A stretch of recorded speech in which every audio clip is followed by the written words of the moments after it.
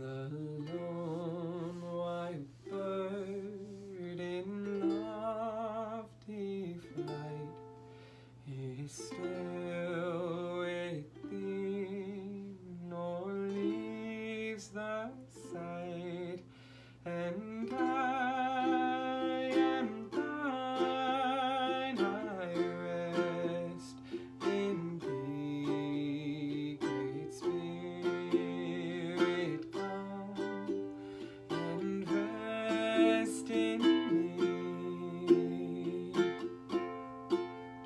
The ends of earth are in thy hand, the seas dark, deep, and far offland, and I am thine, I rest in thee, great Spirit, come and rest in me, and I am thine, I rest in thee, great Spirit,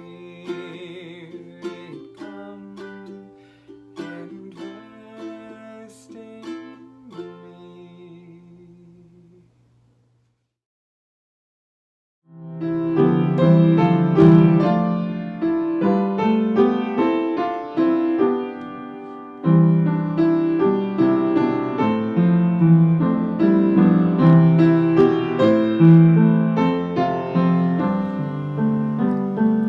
Morning has broken like the first morning. Blackbird has spoken like the first word. Praise for the singing, praise for the morning, praise for the spring, fresh from the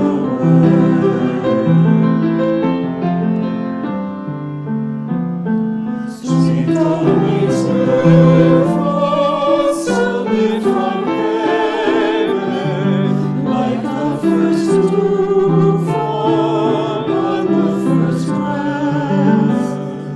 Praise for the sweetness of the wet garden, strong in completeness where God's sweet dance. Mine is the sunlight, mine is the morning, born of the one light, leading sublime. Praise with elation, praise every morning, God's great creation of the living day.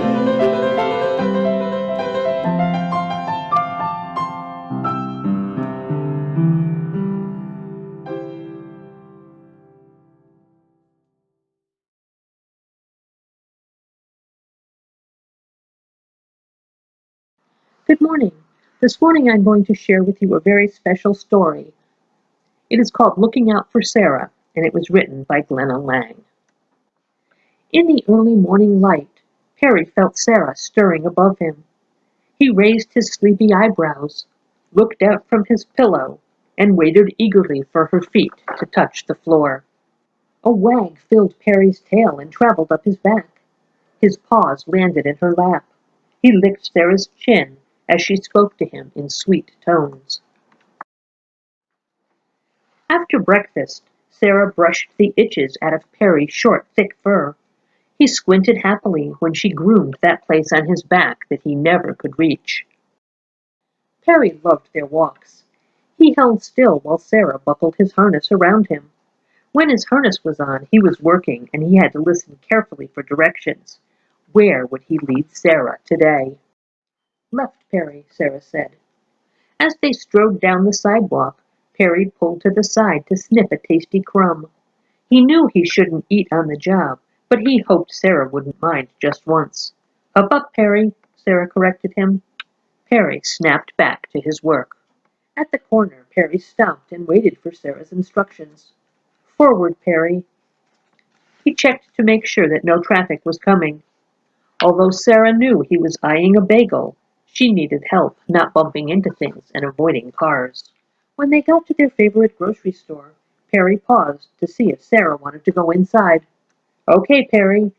They walked through the automatic doors into the narrow aisles. Perry was hot. He lay down on the cool linoleum floor and enjoyed the smells from the bakery trays. He was the only dog in most stores.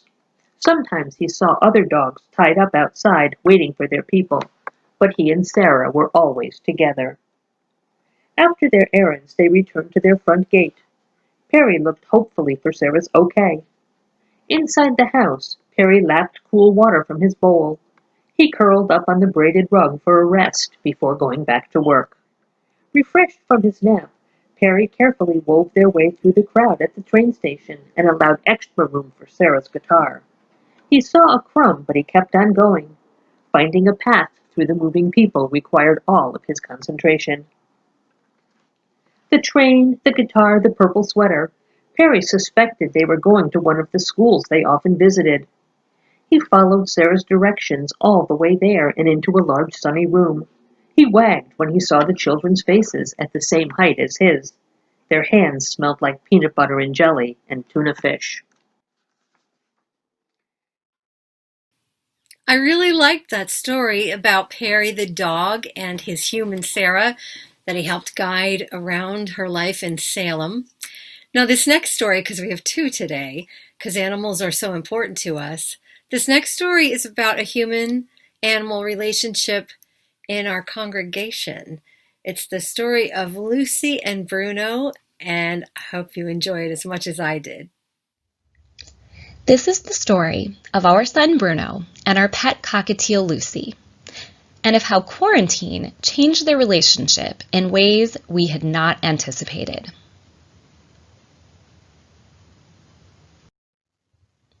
These two had a special bond from the very beginning. From the time we started visiting our little chick at the bird store, Bruno and Lucy were close. They became even better pals when we brought Lucy home. When Bruno would get back from school before the rest of us, Lucy would keep him company. When Lucy didn't want to eat her veggies, she would if it meant hanging out on Bruno's back. These two were the best of friends. Then the pandemic hit, and we were home even more, which meant even more time for Lucy and Bruno to hang together. This seemed to at least be one positive consequence of this enforced time trapped at home.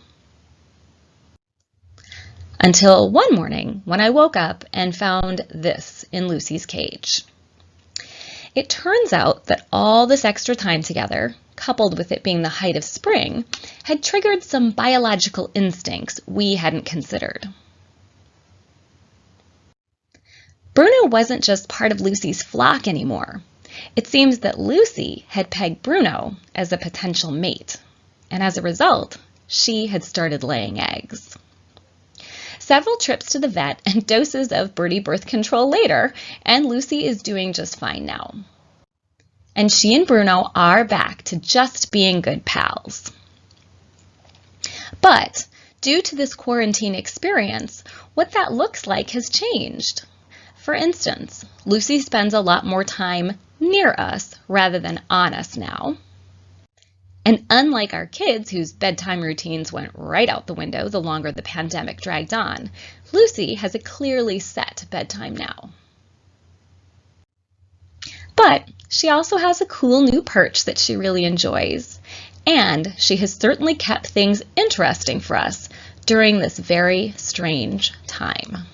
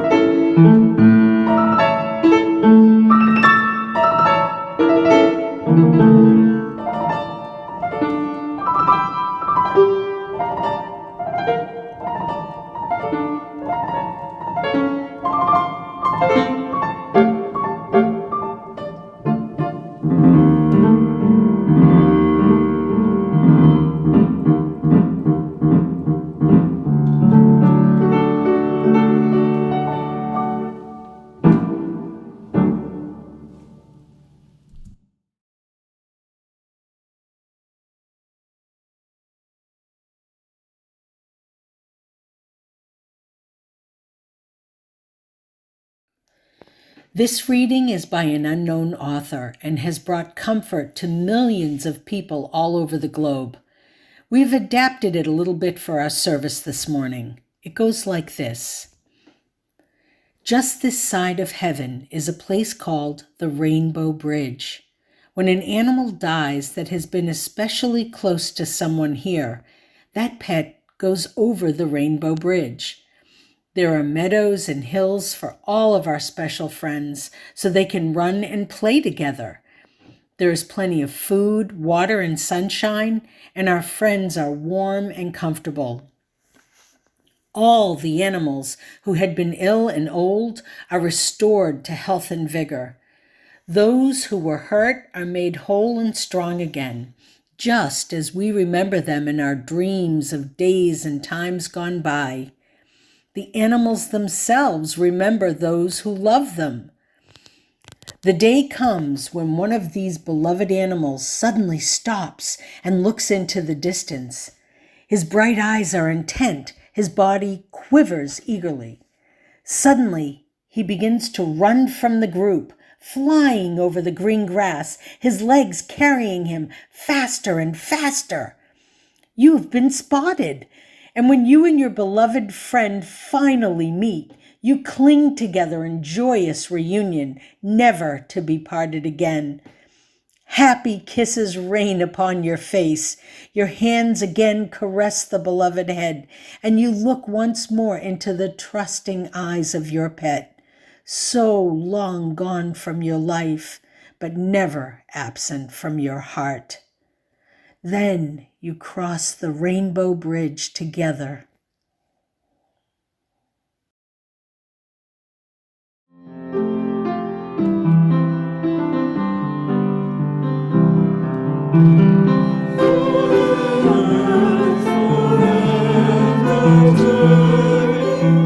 For